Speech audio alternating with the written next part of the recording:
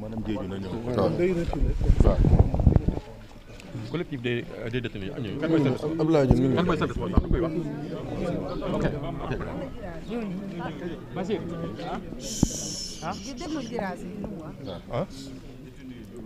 les détenus yi ba pare. mais elle est déjà en position, c'est pareil, grave. C'est pas grave. Les détenus peuvent parler à maintenant. Ben la rek wax après ñoom yi c'est pareil. Riverains yi boo waxee après détenus yi wax. Très bien, voilà. C'est bon pour tout le monde. C'est bon. Merci de vous présenter, madame. Voilà, je m'appelle Marie-Thérèse Diédhiou. Je suis à 3 ou 4 maisons de chez Ousmane Sonko. Donc tous les événements que les gens sont venus commémorer aujourd'hui, le 8 février 2021, nous les avons vécus avec la famille de Ousmane Sonko. Je l'ai dit tantôt, nous ne dormions pas et nos familles étaient dans des situations très difficiles parce que tout le monde voulait que l'on déménage. Les gens ne voulaient pas qu'on reste là. Ils se disaient, lu tax ngeen di toog foofu di subir lii ñi dëkk ci ginnaaw dañu doon wax mais jóge leen foofu ñi nga xam ne waa beneen côté bi la dañu doon wax Ousmane Sonko moo leen teg lii yëpp toxu leen ma ne leen lu tax ñuy tox Ousmane Sonko doxuñu dara Macky Sall moo ñu teg lii mu ñu li ñu dal Macky Sall moo ñu ko teg te di koy Ousmane Sonko di xeexe ak njabootam parce que loolu foog ñu wax ko Ousmane Sonko doon na am beneen façon njaboot du mun a résister ni mu résister ci biir kër gi parce que moom ci biir kër gi la nekk ñun ñoo nekk ci mbedd mi sax am nañu sax air ñu ngi ci mbedd bi mun nañu dugg mun nañu génn ñu moom munul génn munul dugg munul dem fenn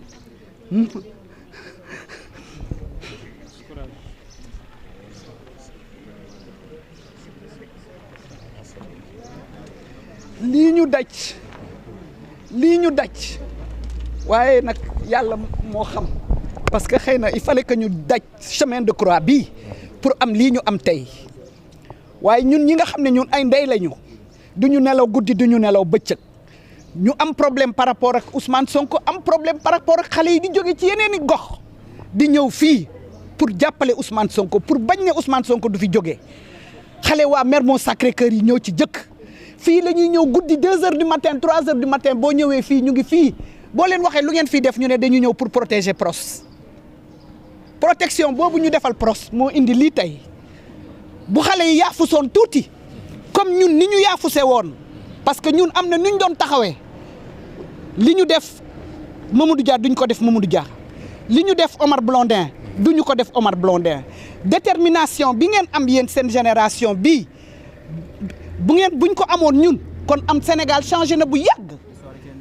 waaw l'histoire retiendra mais je pense que njiit bi ngeen am tey yéen ñun moom la ñu amul woon tey dinaa am dans quelques jours dinaa am 74 ans je pense que suñu amoon lii ngeen am mooy njiit bu déterminé njiit bu gëm li mu gëm comme Ousmane Sonko ak ñi ànd ak moom même Bassirou Diomaye Faye ñoom ñëpp li ngeen am ñun buñ ko amoon ñun Sénégal changé na bu yàgg kon waxatuñu waxu Sénégal mais ñun amuñu woon loolu Ousmane Sonko dafa jël lii man damay wax toujours Ousmane Sonko xanaa du xalaat ay njabootam xanaa Ousmane Sonko du xalaat ay doomam yi fii la ñuy romb tànk la ñuy doxee dem jàngi comme yeneen doomu sénégalais yi buñ leen ne jàngi leen ñu jàngi buñ leen ne du ngeen génn ñu toog jabaram yi réglé surtout Khady Kébé maa ngi koy rendre hommage am na naka la Khady Kébé doon taxawee rek Ousmane day flanché ñaari Khady yii ñoo ko téye Khady Kébé ak Khady Ngom ñoo ko téye buñ ko jàppalee woon comme niñ ko jàppalee rek kon dina flanché ñun ñu ngi woon ci biti di ñaan duñu nelaw guddi duñu nelaw bëccëg policiers yi itam ñu ngi leen di rendre hommage parce que policiers yi dañ doon waxtaan ak ñoom dañuy génn di waxtaan ak policiers yi dañu doon wax ne lii dañ leen ko sant waaye bu ñu sañoon duñu ko def te man dama koy wax boo waxee ñu ne ay affaire waasoo wala doora policiers yi daf ci bare ñi nga xam ne ñii ay Casamance la ñu woon di ma wax ne ma gis nga maman ne t'en fais pas kenn du ko def dara au contraire buñ ko jëlee dugal ko ci suñu char de combat yi sax protection la pour Ousmane Sonko donc ñu ngi gërëm di sant waa koñ bi yëpp ñi dëkk waa cité Kër Góor gi te rue bi dañ ko war a tuddee rue du 8 février rue de la révolution rue de la résistance patriotique lañ ko tuddee te dinañ ko tuddee sax parce que bés bu ñu changé maire bi Cordo bu ñu changé fii mairie bi dinañ fi ériger une stèle waaw dañ fiy ériger une stèle fii pour commémorer cette journée-là te tous les ans comme tu dis nit ñi nañu ñëw fàttaliku ñi fi jógee te ñooñu ay martyr lañu ñooñu ñu ngi àjjana tey man su ma sañoon bokk ci martyr yi man su ma sañoon dee ñu ne Marie-Thérèse Diédhiou dee na pour la révolution waaw àjjana laa jëm directement waaw kon ñu ngi leen di gërëm di leen sant yéen mi am cette idée là waaw di ñaan rek ñu gën ko étoffer comité bi dugal ci ñëpp di ko commémorer tous les ans ñu lay cordon ñu lay gërëm di la sant ci sa taxawaay vraiment di la gërëm yow waa ñun ak sa section Mermoz Sacré-Cœur bi yëpp ñu ngi leen di gërëm di leen sant waaw ci kontaan nag ni nga rendre hommage quartier bi parce que les habitants du quartier avaient besoin de ça aussi. Merci. Merci beaucoup. Le collectif des victimes. Des détenus.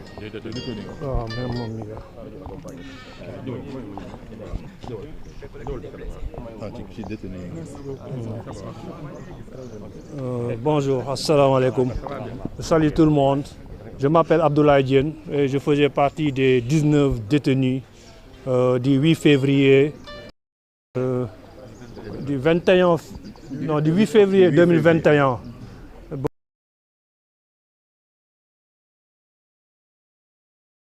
On nous a fait mandat de dépôt, c'était avec le juge Samba Sall qui nous avait mis en mandat de dépôt le 12 février 2021. On a été 46 jours derrière les barreaux et on a vu aussi la solidarité de tous les patriotes et tout le Sénégal. Ce jour-là, on s'est levé parce qu'on avait senti que Macky Sall voulait tout de suite s'en défaire avec Ousmane Sonko. Et le peuple sénégalais, dans sa majorité, avait beaucoup d'espoir pour Ousmane Sonko. Et ce jour-là, on était là, on a résisté. On rend hommage aussi l'homme Ousmane Sonko, parce que s'il n'était pas debout, comme l'a dit le coordonnateur, parce que le projet allait être aux oubliettes. Mais vraiment, on l'a vécu avec beaucoup de dignité. Et on remercie le PASTEF, la section Mermoz Sacré-Cœur, qui ont eu cette initiative-là. Parce qu'il ne faut pas laisser de vide. La révolution va être racontée. Et si on laisse le vide, d'autres gens vont venir raconter autre chose. Et c'est vraiment une fierté et un honneur d'avoir été de ceux qui ont été debout pour sauver le projet. Je vais un peu citer le nom de 19 pour qu'on retienne les noms.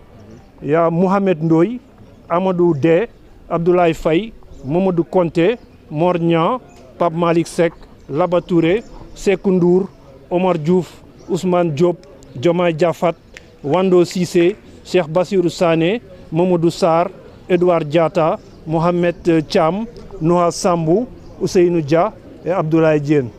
Et vraiment, ils ont été debout. Ils ont payé en prison, mais il y avait d'autres combattants qui étaient sur le terrain. Et on compte peut-être les recenser, il y en a qui sont dans les listes. Et on les fera rentrer dans l'histoire. Il faut ériger aussi des mémorials pour les victimes, pour les martyrs.